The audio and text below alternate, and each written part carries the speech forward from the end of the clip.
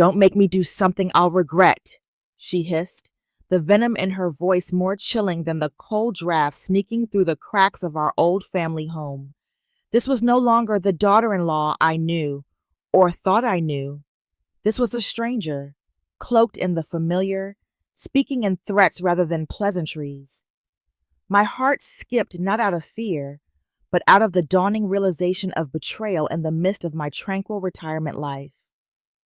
I'm Isabelle Garnett, age 54, a retired school principal turned unwilling protagonist in a darkening plot against my own peace.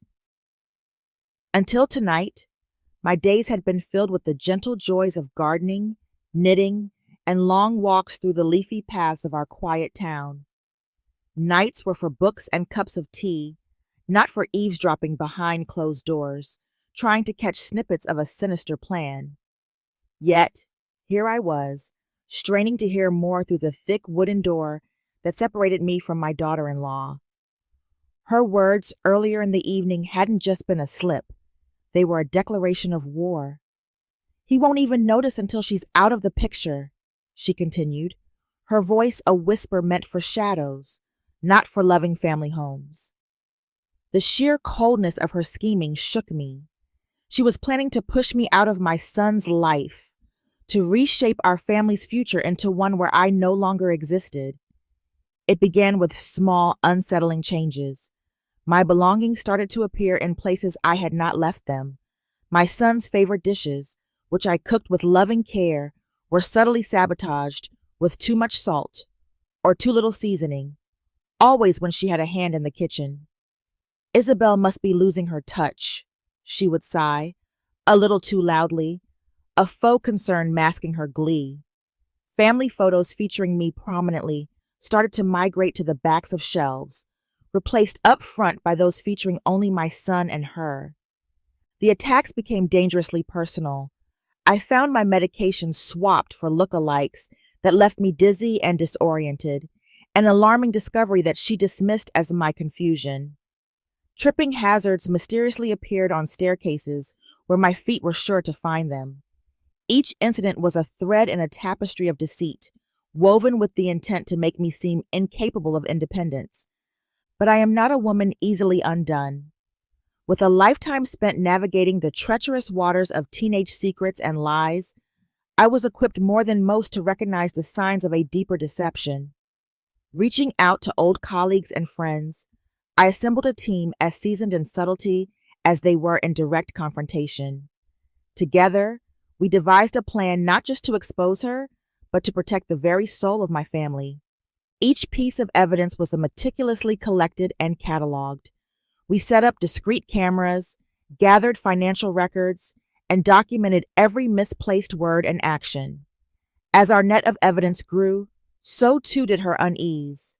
She sensed the change in the air, a shift in the power dynamic that she thought she controlled. As the plot thickens, her once confident strides through our home begin to falter, her smiles forced, her glances over her shoulders more frequent. What started as her campaign to sideline me has poised to become her downfall. This game of cat and mouse was always about more than just survival. It was about justice, about securing a future where deceit finds no fertile ground to grow. And now, as the first act of our silent war draws to a close, I sit back in the shadows I once feared, ready to strike with the precision of the seasoned educator I am. She thought she could make me a footnote in my own story, but I am about to remind her that some chapters are written in indelible ink. The early morning sun cast a pale glow through the dew-speckled windows of our home, signaling a new day. But for me, it marked another chapter in the tactical dance of wits and wills. As I stirred my morning tea, the steam rising in slow spirals, I mulled over the recording from last night's hidden cameras. The footage was revealing, not just in her actions, but in her expressions. The fleeting looks of calculation and triumph when she thought no one was watching. Isabelle Garnett, once a beacon of guidance for young minds, now a strategist in her own domestic battleground.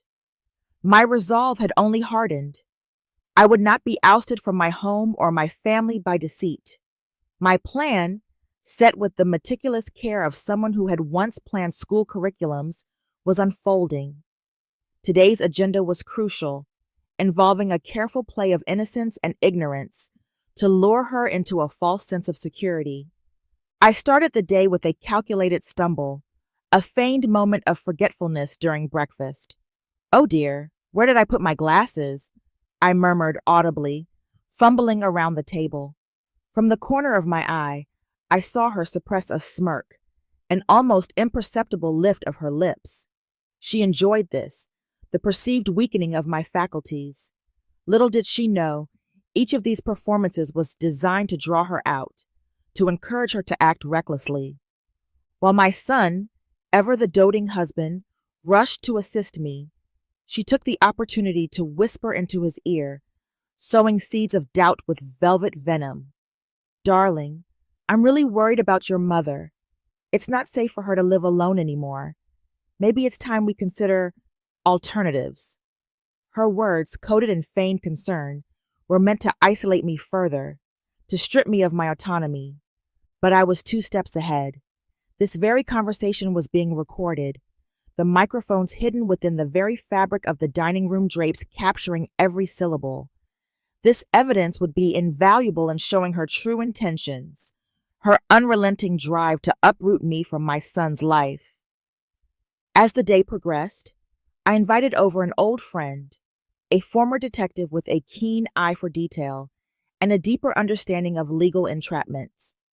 We reviewed the collected evidence, discussing the nuances of her strategy and my countermeasures. "You're building a strong case, Isabelle. Just a little more, and we can bring this to a lawyer," he advised, his voice a low rumble of reassured experience. I nodded, feeling the weight of the situation, but also the thrill of the challenge. It was a game of chess, and she was unwittingly playing into a checkmate. In the afternoon, I orchestrated a visit from another ally, a well-respected psychiatrist who discreetly assessed her behavior under the guise of assessing my mental health. His findings would add another layer to our defense, portraying her as the manipulator and me as the victim of her calculated moves. The day's final act was perhaps the most daring. I feigned a fall, a carefully choreographed tumble down the last few steps of our staircase, a ploy witnessed by our ever-watchful cameras and a concerned neighbor I had forewarned. Her reaction, devoid of genuine concern and tinged with frustration, was all captured, her mask slipping just enough to reveal the antagonist beneath. As the sun set, casting long shadows through the halls of our contested home, I retired to my study, the day's recordings in hand.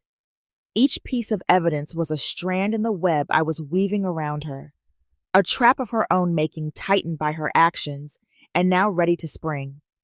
The stage was set, the players aligned, and as I watched the playback, a cold smile played upon my lips. She thought she was the puppeteer, but I was the master playwright in this drama, scripting not just my survival, but my reclamation. This was more than revenge.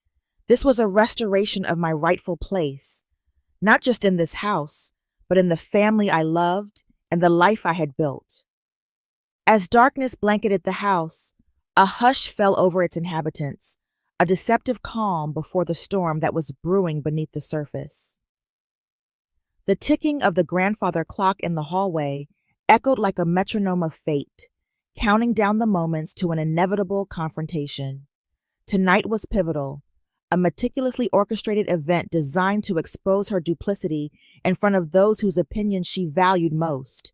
Isabelle Garnett, once the cornerstone of educational leadership, now a general marshaling her forces in a war of wits and deception.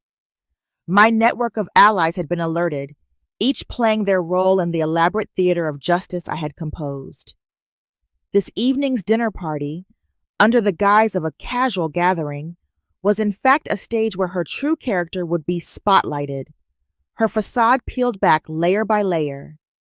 The guests were an eclectic mix, old friends of mine astute in the psychological games of troubled youths, my son's longtime friends who had seen our family dynamics shift unsettlingly, and a couple of her acquaintances, unaware of their part in this drama.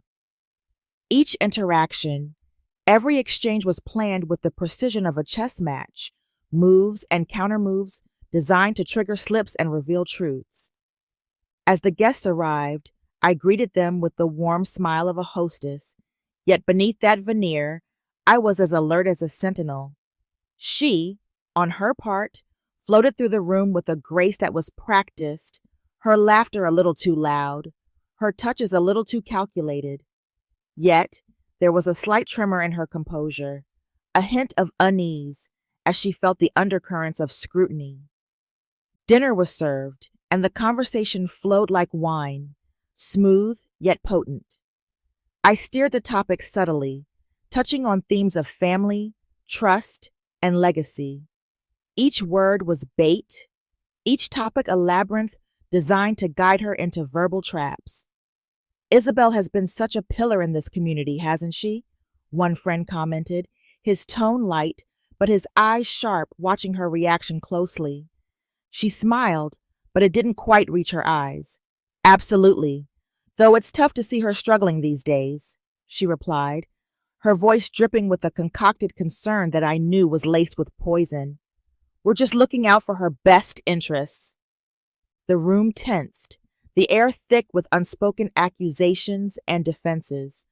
I saw her glance at my son, seeking affirmation, but his expression was conflicted, a storm of doubt and realization brewing behind his eyes.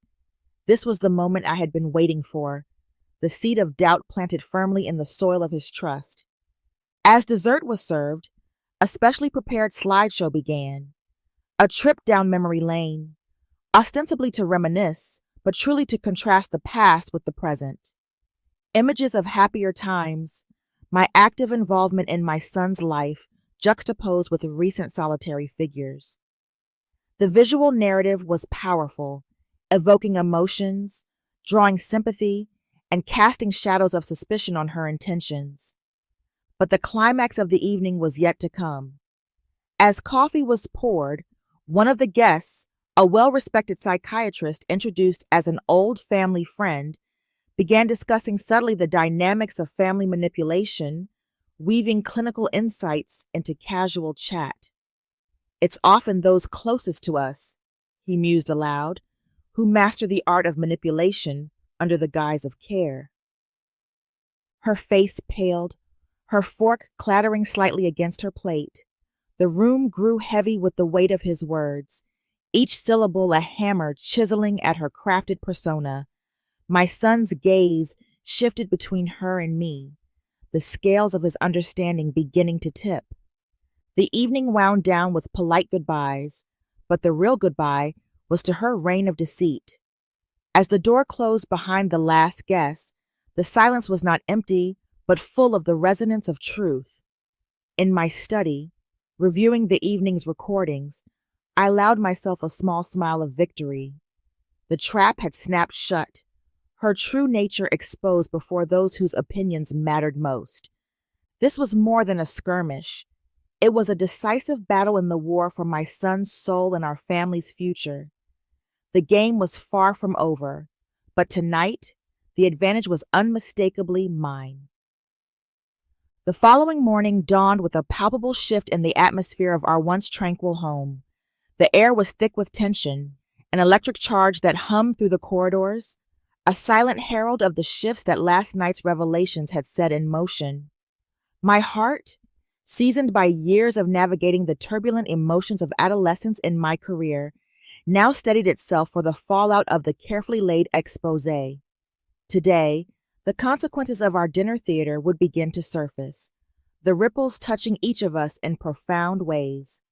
Isabelle Garnett, with the strategic acumen of a seasoned educator and the fierce protectiveness of a matriarch, was ready to advance her campaign. The battle lines had been drawn, and the enemy's weaknesses laid bare before an audience that mattered. Now, it was time to consolidate gains and press the advantage. Breakfast was a quiet affair, the usual morning chatter replaced by a reflective silence. My son, Jonathan, seemed introspective, his eyes occasionally flicking to her, Evelyn, his wife, and my formidable adversary, with a newfound wariness. Her performance last night had been less than convincing, her mask slipping just enough to sow seeds of doubt. This morning, those seeds had begun to sprout, their tendrils winding around the certainties he had held about the woman he married. I watched her too, noting the subtle tightness around her eyes, the way her hands clenched slightly on her napkin. She was on edge, aware that the narrative had shifted, that her usual tactics of charm and manipulation had faltered under the weight of scrutiny. But I knew better than to expect a swift surrender. She was cornered, yes, but like any cornered creature, potentially more dangerous because of it.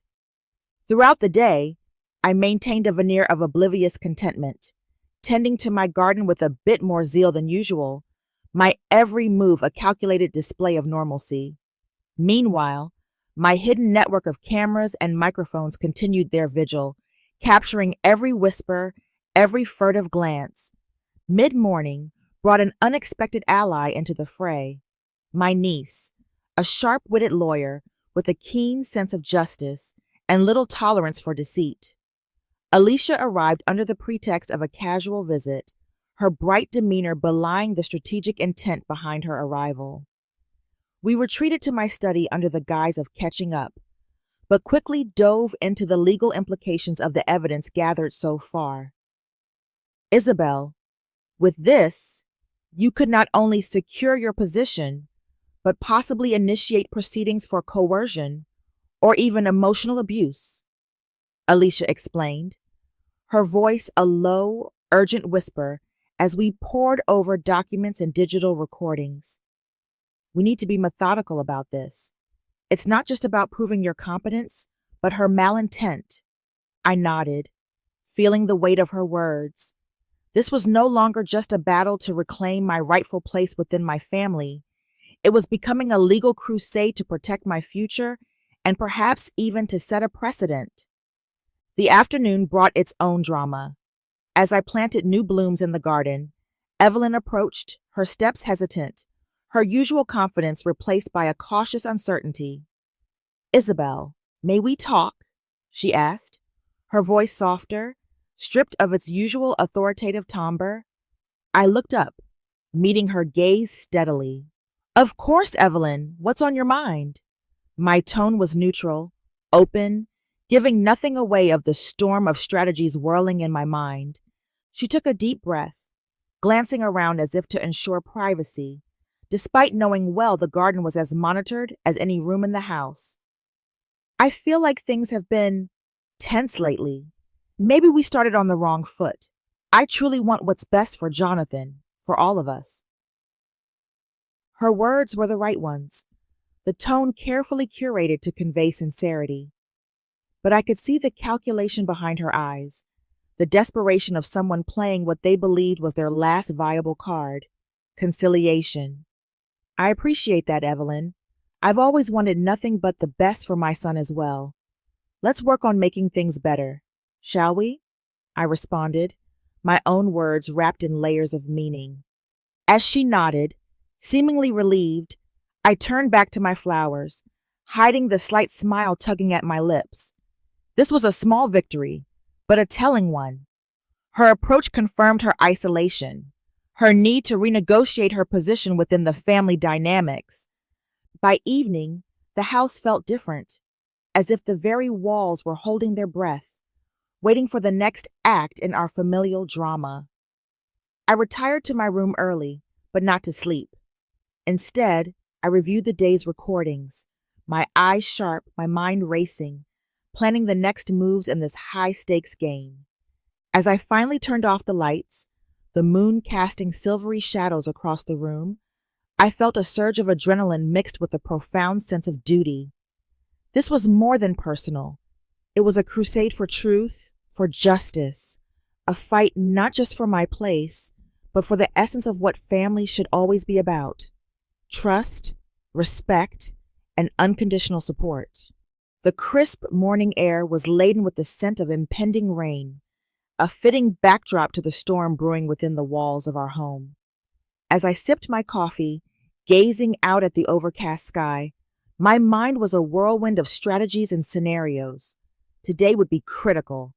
Alicia was returning with a preliminary legal plan based on our evidence, and I had arranged a subtle yet revealing test for Evelyn during a seemingly innocuous family brunch. Isabelle Garnett, once a guiding light to countless young minds, now a matriarch navigating the treacherous waters of family betrayal and legal maneuvers.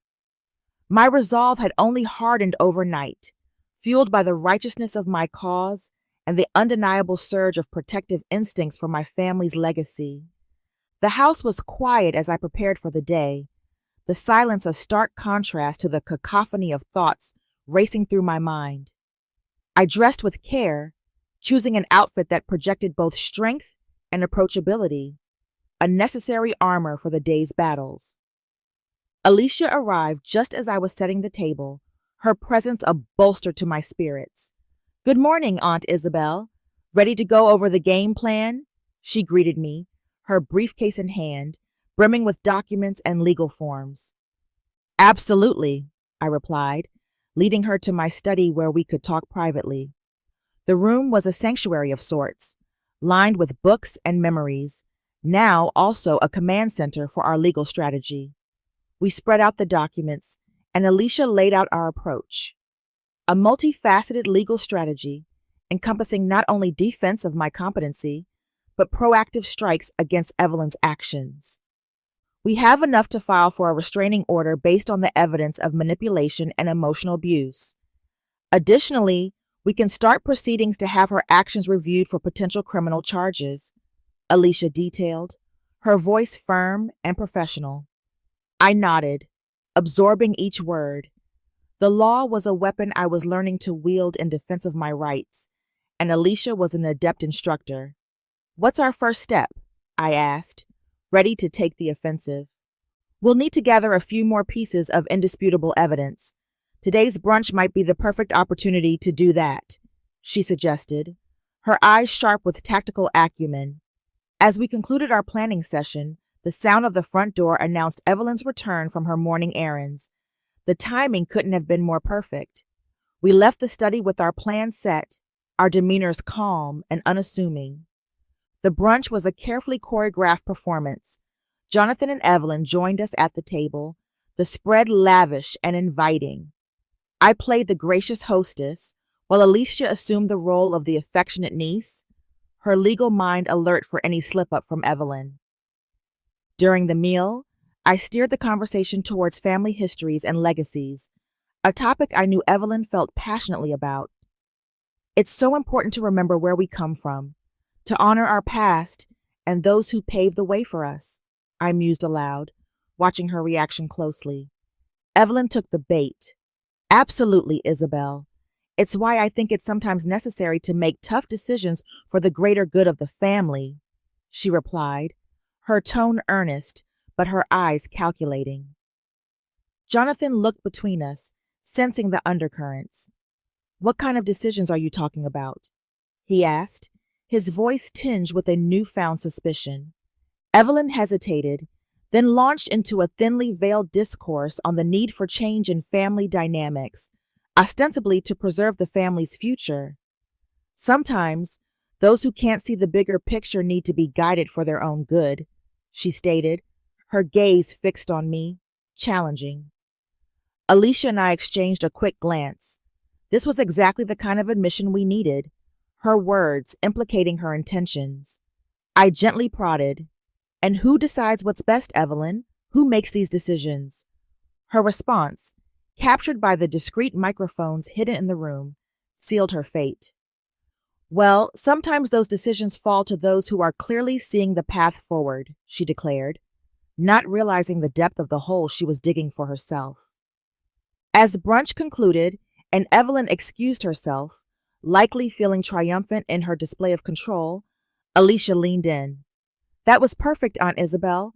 We've got her on record, pushing her agenda under the guise of familial concern. It's a clear manipulation tactic." The rest of the day passed in a blur of preparation. We finalized our legal documents, bolstered by the morning's damning evidence. By evening, As the first raindrops began to fall, echoing softly against the windows, I felt a mix of relief and anticipation. This battle was far from over, but today we had made significant advances. The legal wheels were in motion, and Evelyn's facade was not just cracking, it was crumbling. The coming storm outside mirrored the one inside, and I was ready to face both, armed with truth and justice on my side. The relentless patter of rain against the window panes provided a somber soundtrack to the gathering storm within our home. The weather had turned, mirroring the darkening mood as the balance of power shifted beneath our roof. Tonight, the walls of our once serene dwelling seemed to close in, steeped in the weight of impending revelations and the echo of clandestine strategies. Isabelle Garnett, once the nurturing head of a bustling school, now a tactical matriarch, sat in the dim light of her study, plotting her next move. The chessboard of our family drama had been set. Each piece moved with precision, and Evelyn, the unsuspecting queen, was teetering on the brink of a checkmate. Alicia had left earlier, armed with a trove of documents and recordings destined for the hands of our legal counsel. The evidence was damning, not merely suggestive, and it painted a clear picture of Evelyn's manipulative agenda. My heart, though heavy with the burden of this familial betrayal, was buoyed by a fierce determination to reclaim the sanctity of my home and protect my son from the viper he had unwittingly welcomed. As the evening wore on, Jonathan returned from work, his usual cheerful demeanor shadowed by the tension that now permeated our interactions. Dinner was a quiet affair, the clink of cutlery on china echoing like distant thunder, a prelude to the storm I was about to unleash. "Jonathan, there's something we need to discuss," I began, my voice steady despite the tumultuous emotions churning within. "It's about Evelyn and the future of our family." His gaze, filled with a dawning apprehension, met mine across the table. Evelyn, sensing the shift in atmosphere, stiffened. "What is it, Isabelle? What are you implying?" she asked, her voice a blend of defiance and wariness. With a measured calm, I outlined the evidence gathered against her.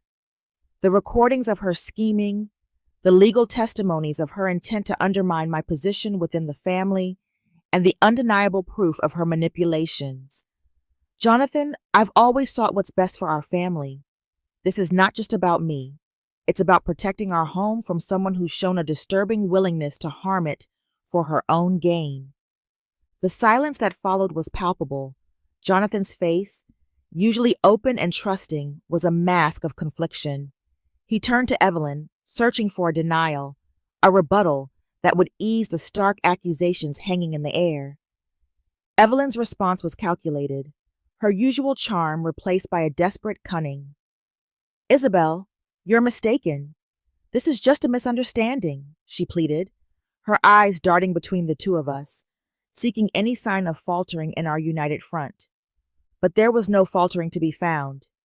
"We have proof, Evelyn, not just words, but actions recorded, documented.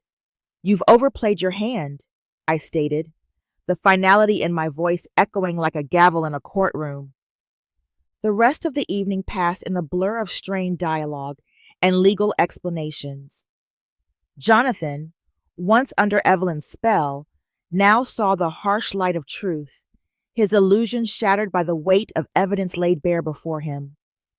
As Evelyn retreated, her schemes unraveling like a poorly knit sweater, I felt a grim satisfaction.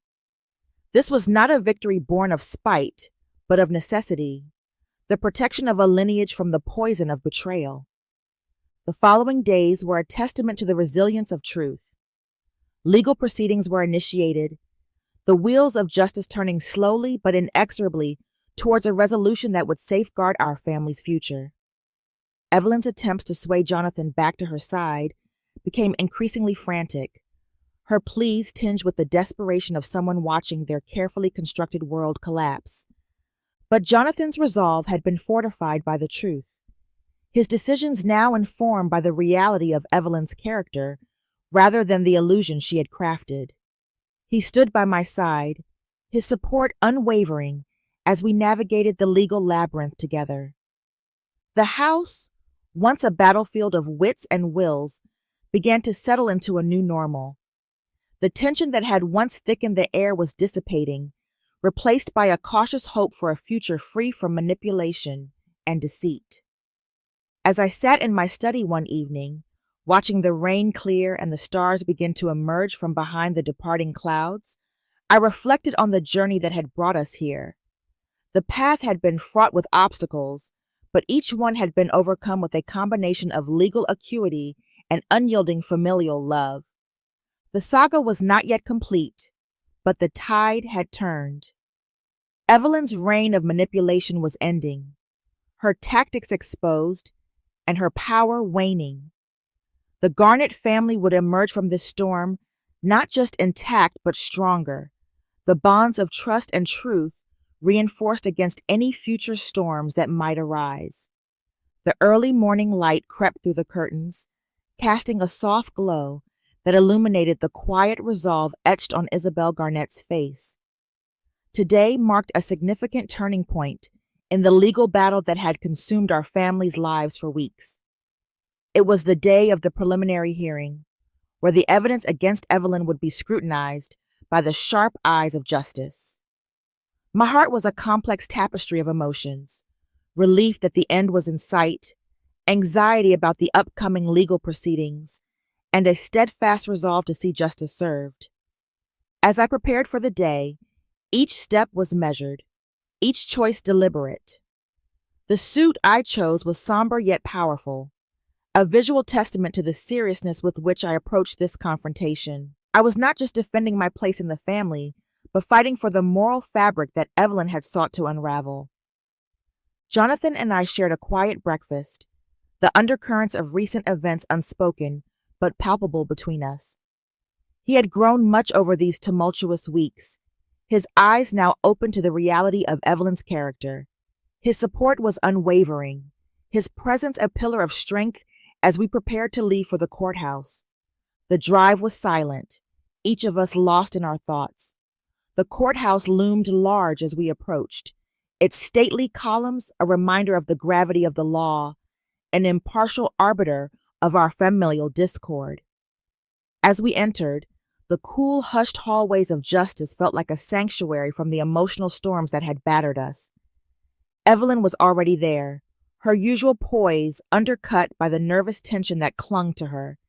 She was flanked by her legal team, their briefcases bulging with documents, their expressions carefully neutral. The sight of her, attempting to muster dignity in the face of her unraveling schemes, ignited a complex mix of emotions within me: pity, revulsion, and a deep-seated desire for closure. The hearing began with the methodical precision characteristic of legal proceedings. Our lawyer, a seasoned litigator with a sharp mind and a keen sense of justice, presented the case with compelling clarity. The recordings, the testimonies of witnesses, and the documented patterns of Evelyn's manipulation were laid bare for the court to see. Each piece of evidence was a nail in the coffin of her defense, her facade of innocence crumbling under the weight of her own actions. Evelyn's lawyer attempted to counter, arguing about misunderstandings and marital pressures, but the evidence was overwhelming. The judge's expression was inscrutable, yet there was a flicker of stern disapproval when he glanced at Evelyn, a silent acknowledgement of the gravity of her manipulations. As the hours ticked by, the courtroom became a crucible, forging the final shape of our family's future. When the judge finally called for a recess, the relief was palpable. We stepped out into the sunlight, blinking against the brightness, the burden of the morning's proceedings lifting slightly with each breath of fresh air. Back inside, the final arguments felt like echoes of a foregone conclusion. Evelyn's defeat was imminent, her last-ditch attempts to sway the judge falling flat against the solid wall of evidence we had built. When the judge finally adjourned the court to deliberate, we waited with bated breath, the corridor outside the courtroom a liminal space between our troubled past and an uncertain future. The wait was agonizing, time stretching thin like the thread of hope that tethered us to the promise of justice. When the judge finally returned, his gavel was a punctuation mark to the ordeal. Evelyn was found guilty of fraud and emotional abuse. Her actions laid bare as not just morally reprehensible, but legally punishable. The sentence was swift and just, a vindication of all we had endured. Evelyn was to receive probation and mandated therapy, a chance for redemption if she chose to take it. More importantly, she was ordered to have no contact with our family, a protective measure that severed her from our lives, allowing us the space to heal. As we left the courthouse, the sky had cleared to a brilliant azure, a visual metaphor for the clarity we now felt. The legal victory was bittersweet, a necessary end to a chapter filled with deception and pain, but it was also a beginning. Back home, the house felt different, as if it too breathed a sigh of relief. Jonathan and I sat down in the living room, the setting sun casting long shadows across the floor, painting patterns of light and dark. We talked, really talked, for the first time in weeks, sharing our pain, our relief, and our hopes for the future. The road to healing was sure to be long and fraught with reminders of the past, but it was a road we would travel together, strengthened by our trials and bound by our renewed trust. Evelyn's shadow would linger, a cautionary tale of the damage that deceit could do, but it would not define us. The days that followed the court's decision were like the calm after a fierce storm. The air felt cleaner, the morning light brighter, and even the old walls of our home seemed to stand a little prouder, relieved of the weight of Evelyn's deceit. Yet, the silence that often filled the rooms was a reminder of the healing that was yet to come.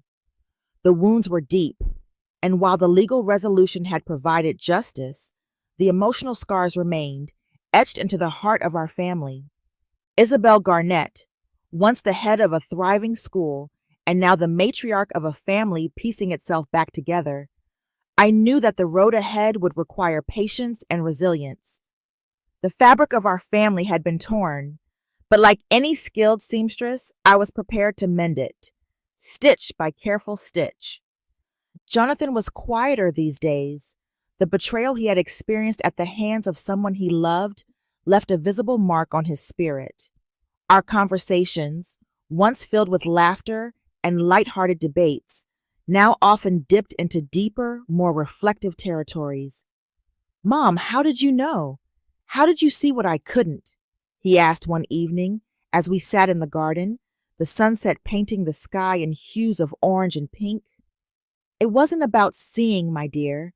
It was about feeling," I replied, taking his hand in mine. When the harmony of our home shifted, when the laughter turned to silence, I felt the change in my bones. It's the same sense that told me something was wrong in the classrooms I once oversaw. Jonathan nodded, absorbing the words. "I just wish I had seen it sooner," he murmured, his voice tinged with regret. "Jonathan, healing isn't about dwelling on what we should have seen or done. It's about moving forward, learning from the past, and growing stronger," I encouraged, squeezing his hand. "We have that chance now, you and I. We can rebuild not just the trust, but our understanding of each other."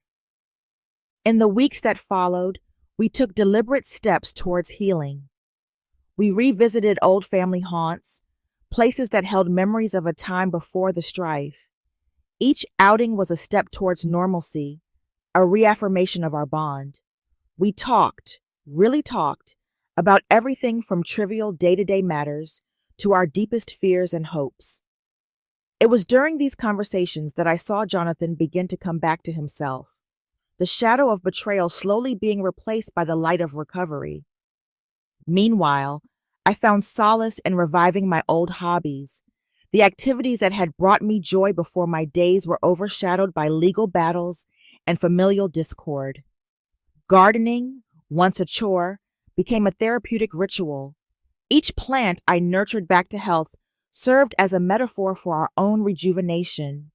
The garden, with its resilient blooms and stubborn weeds, reminded me of our family, capable of both incredible beauty and surprising resilience. One afternoon, as I pruned the roses, Jonathan joined me, his hands digging into the earth beside mine. "You know, I think I understand now," he said, a gentle smile playing on his lips. "It's about tending to things, isn't it? Caring deeply, staying involved." "Yes, exactly," I replied, smiling back at him. "It's about tending to our lives, to our relationships. Just like these plants, if neglected, they wither, but if cared for, they thrive." As the months passed, our efforts began to bear fruit. The house, once a battlefield, now resonated with the sounds of recovery and rebirth. Friends and family, who had kept a respectful distance during our tumultuous times, began to return, their presence a warm reminder of the support network that had silently rooted for our victory. One evening, as we hosted a small dinner for some close friends, I looked around the table at the faces illuminated by candlelight. Laughter rang out, glasses clinked, and I felt a profound sense of gratitude. We had come through the storm, not unscathed, but undoubtedly stronger. Jonathan raised his glass, his eyes meeting mine across the table. "To family, to resilience, and to my incredible mother, who taught me that no storm is too fierce when you face it together," he toasted. Tears welled up in my eyes as I raised my glass in return. "To new beginnings, and to a future where we cherish and protect the harmony we fought so hard to restore." As the night drew to a close, the stars twinkling brightly above, I knew that while the saga of Evelyn's deceit had closed, our story was just beginning anew. The wounds had begun to heal, transforming into scars that would forever remind us of our resilience. Our family, once fractured, was now whole again, stronger for having weathered the storm together.